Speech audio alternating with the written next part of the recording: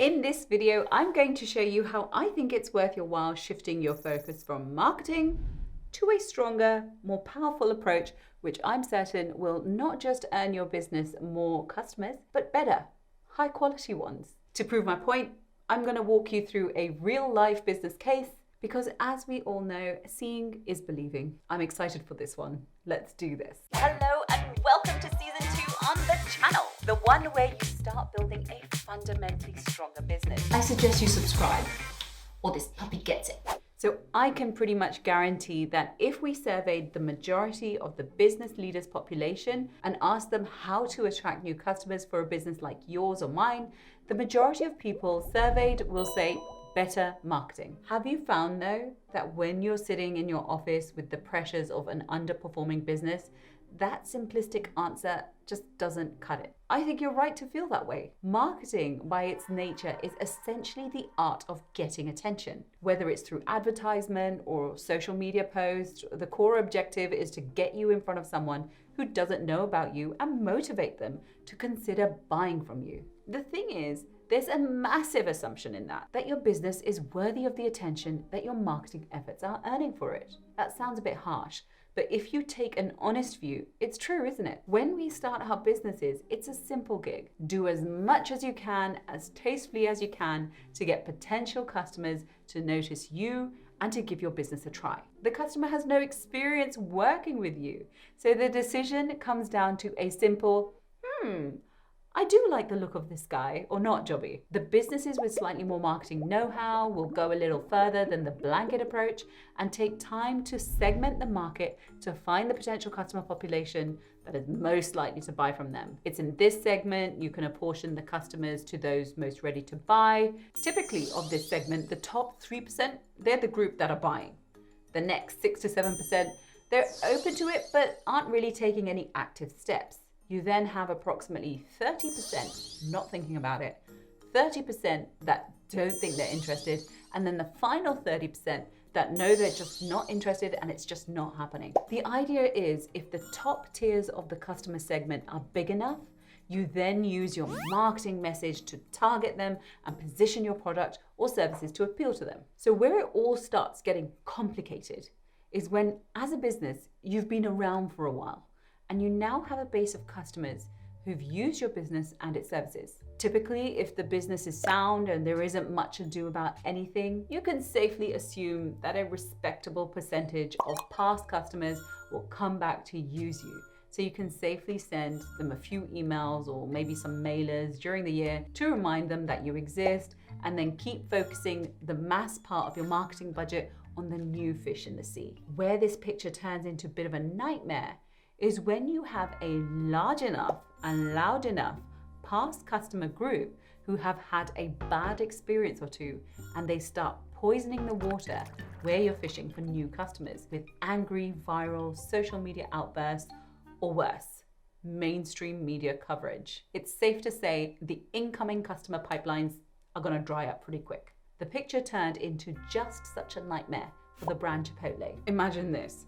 You're leading a food chain with thousands of branches across the country with a global expansion plan in the coming years, when suddenly it gets reported that a handful of your restaurants has caused 500 reported cases of E. coli and salmonella poisoning. Bear in mind, this is only the 500 reported cases. There are likely to be many, many more. This is exactly what the fast casual, fresh ingredient focused, customizable offerings food chain Chipotle were facing in 2015. As a result of this food safety crisis, customers swore to never eat at the establishment ever again. And all the news outlets picked up the story and were running it continuously to a massive detriment to the brand. Unsurprisingly, the annual net revenue for the brand dropped from $475 million in 2015 to just 22 million the next year. Even their local buy one, get one free deals to lure customers back into the restaurants was doing little to change the writing on the wall. In fact, it was giving a strong whiff of desperate, and customers weren't buying it, literally. So if we go back into our visual, the business operations failed in their delivery of service to the customers who got super angry to such an extent that they poisoned the water where the brand was fishing for new customers. This is, of course, a very simplistic explanation of a nuanced and complicated situation, but this is essentially what was happening. The business's income took a massive hit as customers past and new turned their backs on the business. This is a scary, scary state of play for any business. Sheesh, I would not want to be in this situation. Looking at this picture, you can bet your bottom dollar marketing was not going to be the thing that fixed this. The brand already had a marketing spend of $150 million a year, which wasn't small change. Now I'm going to tell you where the story ends for Chipotle, then I'm going to explain the moves they made to get there. Because the point isn't the happy ending, it's the strategy we want to understand and analyze. Long and short of it is that by 2021, the brand has managed to turn it all around, win back old and new customers, and have an annual net revenue of $652 million US. Within 6 years, a full 28 times increase on its 2015 revenue. That's nothing short of epic. Okay, so the question is, how did they do it? First, I'll give you the components of their actions, then I'll give you the analysis. In March 2018, a new guy was brought into the top job.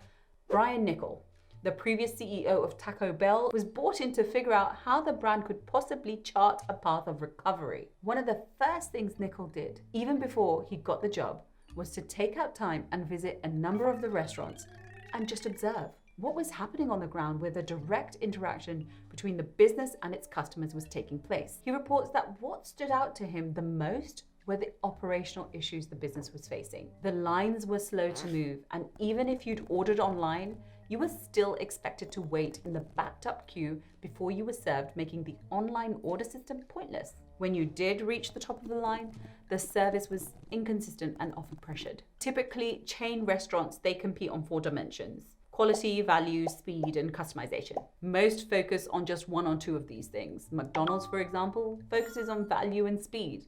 Subway focuses on speed and customization. Chipotle, on the other hand, offers all 4.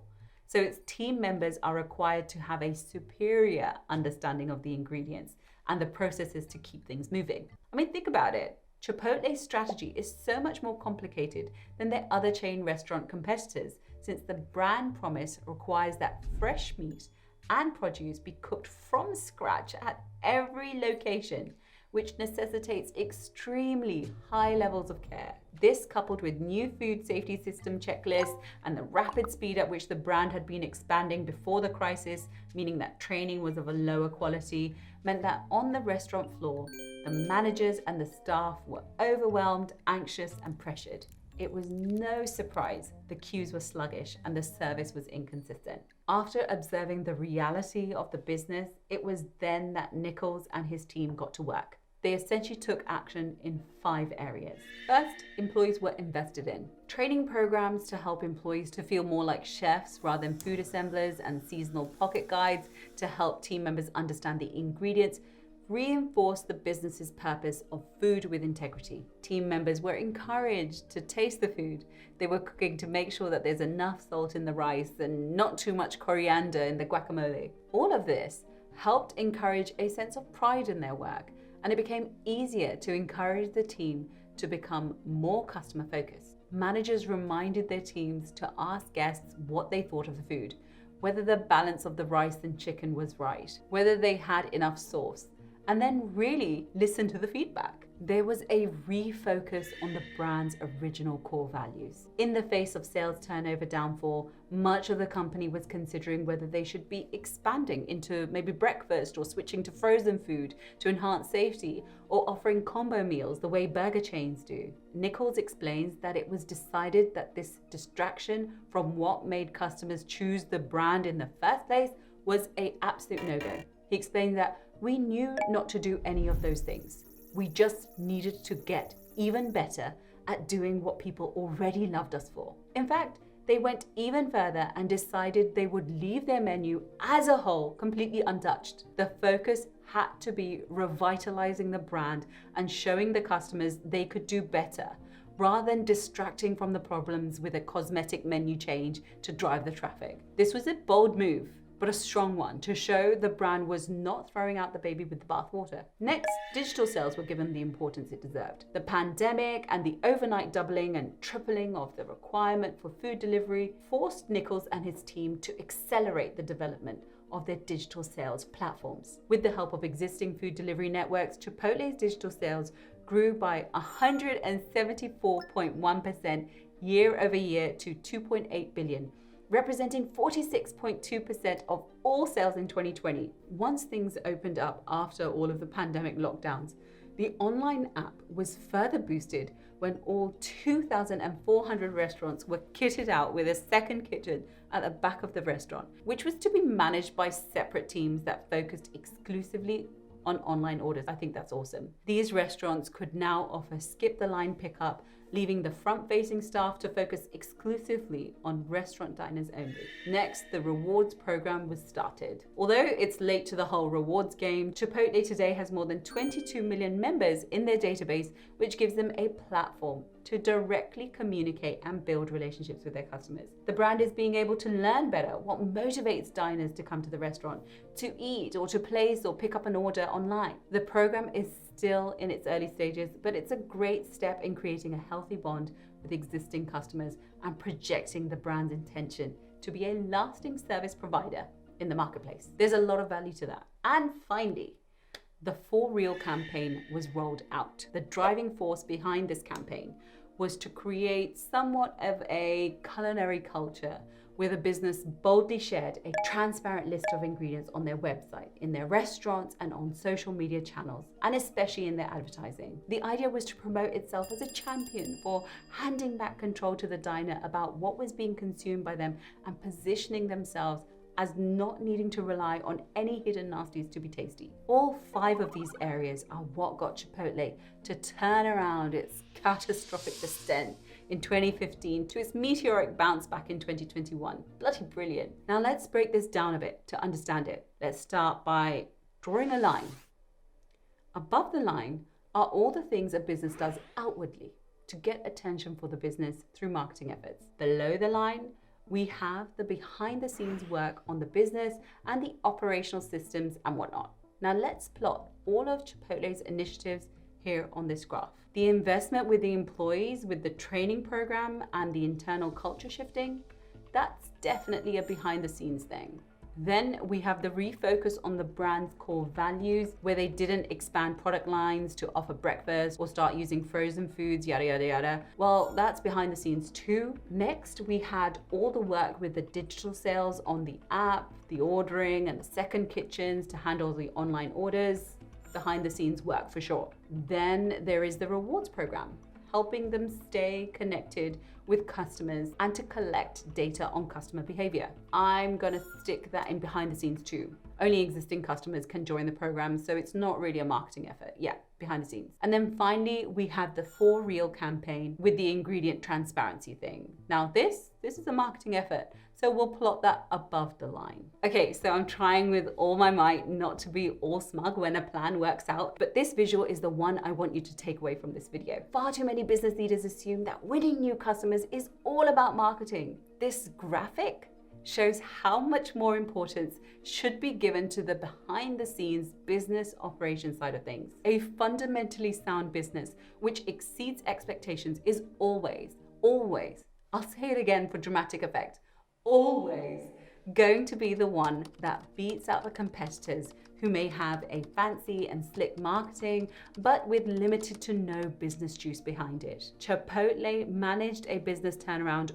worthy of the books. It really is something I am so impressed to see. There were no extreme smashes or grabs, no gimmicks, just good old-fashioned business. There's a power to that. Somehow the business maintained its authenticity, and I think a lot of it has to do with its transparency, something which I break down for you in this video, which I recommend you watch next.